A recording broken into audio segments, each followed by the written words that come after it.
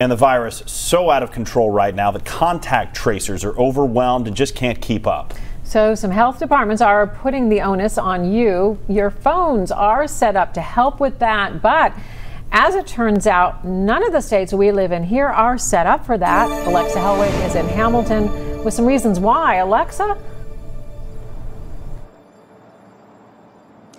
Adam and Paula, well, COVID-19 is spreading and it's out of control in Butler County. I'm in downtown Hamilton right now. In the past 2 weeks, there have been more cases in this area than anywhere else in the state of Ohio.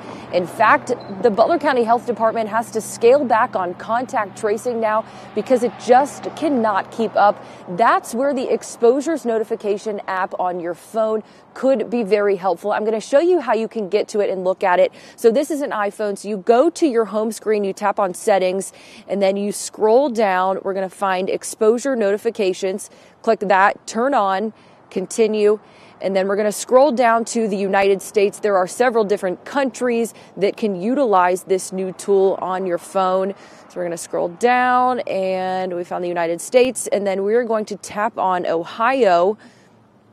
And that's when it says exposure notifications are not currently available. And it'll say that in Ohio, Kentucky, and Indiana. But if those were available, you could download a state app and it would notify you if you had come into close contact with someone who tested positive for the virus. So I reached out to the state of Ohio and a spokesperson tells me the Ohio Department of Health has explored commercially available apps at various times and decided not to pursue them. If the local health department decides to use an app, then they have the option. We will revisit this should circumstances change. Indiana tells me tonight the state is not using an app for contact tracing. It has established a centralized call center to handle all COVID-19 contact tracing. Kentucky Governor Andy Beshear addressed it today, saying the state is considering it. Contact tracing team is reviewing the efficacy of mobile apps for their use in contact notification. We've conducted due diligence on two specific apps, one of which is the Google app. They may be reviewing different apps in the coming weeks. I did reach out to some local health departments. Hamilton County tells me it's still doing all of its own contact tracing.